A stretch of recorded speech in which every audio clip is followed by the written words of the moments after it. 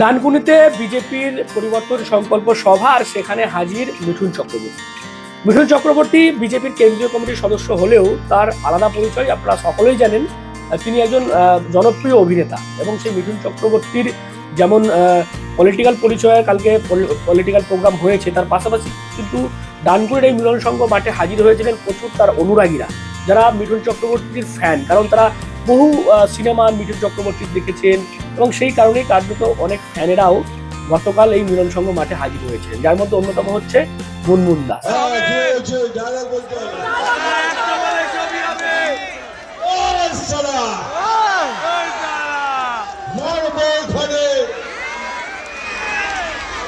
খিচুড়ি খাবি এখানে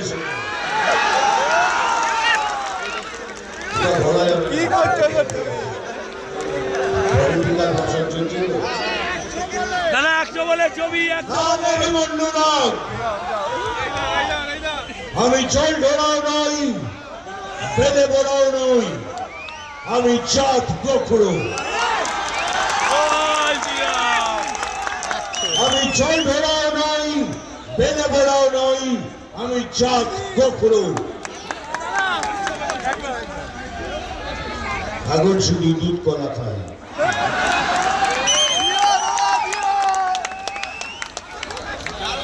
নাম তুফান, বছরে এক আধবার আসি। নাম তুফান, বছরে এক আধবার আসি। যখন আসি তখন প্রলয় ঘটে, আর যখন যাই যারা নিজেকে ভগবান মনে করে তারা তাদের অস্তিত্ব খুঁজে বেড়ায়। যারা বলি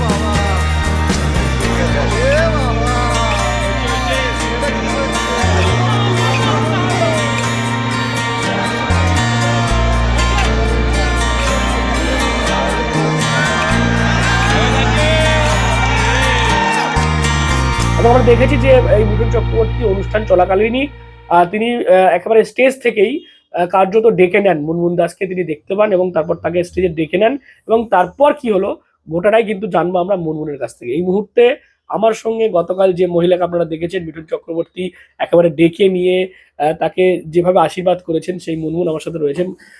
ম্যাডাম, এই যে মিঠুন চক্রবর্তী, মানে প্রথমে জানবো কত বছর ধরে মিঠুনের সিনেমা দেখা বা মিঠুনের মানে ভক্ত কিভাবে হলেন? আমি একদম ছোটবেলা থেকে মিঠুনের ভক্ত। ছোটবেলায় দেখতাম আমার দাদা, মানে দাদার ঘরেতে অনেক মিঠুনের ফটো থাকতো। আর আমি কি করতাম, দাদার ঘরে ঢুকে দাদা যখন মানে বাইরে থাকতো একটা করে ফটো চুরি করে নিতাম, নিয়ে রেখে দিতাম নিজের কাছে। তো তার উপর তারপর তখন থেকেই ওনাকে মানে এত ভালো লাগতো। তারপর ছোটবেলায় দূরদর্শনে কলঙ্কিনী গঙ্গাবতী দেখেছিলাম, উত্তম কুমারের সাথে মিঠুন মনে হচ্ছে ভাই হয়েছিল, দেখেছিলাম। তো খুব ভালো, শর্মিলা ঠাকুরও ছিলেন, তো খুব ভালো লেগেছিল। তারপরে পাড়ার দিদিরা, ছোট ছিলাম তো, স্কুলে ছুটি থাকলে বলতো যা একটা টিকিট কেটে নিয়ে আয়। তো বেগমপুরে শিবানী হল ছিল, তো ওখানে অন্ধবিচার বই চলছিল, অন্ধবিচার। তো হ্যাঁ দেখেছিলাম, মানে খুব ভালো লেগেছিল, মনে হচ্ছিল যেন মিঠুনকে আমি কাছ থেকেই দেখে ফেলেছি তখন থেকেই একটা স্বপ্ন ছিল আমার যে আমি কোনো না কোনো দিন আমি মিঠুন চক্রবর্তীর সামনে যাবই।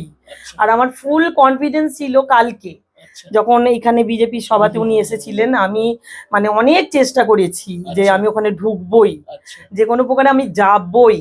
আমি ভাবছিলাম তো মিঠুনের কনভয়ের সামনে আমি ফুলের তোড়া নিয়ে দাঁড়িয়ে পড়বো, আচ্ছা কিন্তু যাই হোক সে অত কিছু করতে হয়নি আমাকে। আমি স্টেজের পাশেই ছিলাম, আচ্ছা আমি ফুলের তোড়া কিনে নিয়ে এসেছিলাম ওনার জন্য। আচ্ছা নিয়ে আমি গিয়েছিলাম, গিয়ে আমি দাদাকে বারবার আমি ডাকছিলাম যে দাদা আমি একবার যাব, আমি ফুলটা দেবো আপনাকে, আচ্ছা ডাকছিলাম। তো দাদা মানে বুঝতে পেরেছিলেন আচ্ছা যে আমি ওনার কত বড় ফ্যান, আচ্ছা। এটা উনি বুঝতে পেরেছিলেন এই জন্য হাজার নিশ্চয়ই। হাজার ভিড়ের মধ্যে আপনাকে ডেকে আমি এটাই তো ভাবছি, হাজার ভিড়ের মাঝে আমাকে উনি ঠিক মানে লক্ষ্য করেছেন, এটা মানে সত্যি ভগবান, আমার কাছে উনি ভগবান। তারপর আমাকে ডেকেছেন, আমি গেলাম ফুলের তোড়া নিয়ে। আমি তো ওনাকে দেখে পুরো ইমোশনাল হয়ে পড়েছি, মানে কেঁদেই ফেলেছিলাম। আমি খালি দাদাকে একটাই কথা বলছিলাম, দাদা আমি নমস্কার করি ওনাকে, করে তার উপর দাদাকে বলি দাদা আপনার হাতটা আমার মাথার উপর একটু রেখে দিন, এটা আমার মানে বিশাল বড় আশীর্বাদ। তারপর তো দেখলাম মিঠুন চক্রবর্তী মাথায় হাত দিয়ে আশীর্বাদ করলেন। হ্যাঁ, মানে এই যে মানে অনুভূতিটা তখন কেমন লাগছিল? বলে বোঝানোর মতো নয়, মানে এত আমি তো পুরো কেঁদেই ফেলেছিলাম। আচ্ছা ভিডিওটা নিশ্চয়ই দেখেছেন অনেকেই, আমি কেঁদে ফেলেছিলাম। আর এত ভালো মানুষ, সত্যি ওনার মতো মানুষের তুলনা হয় না।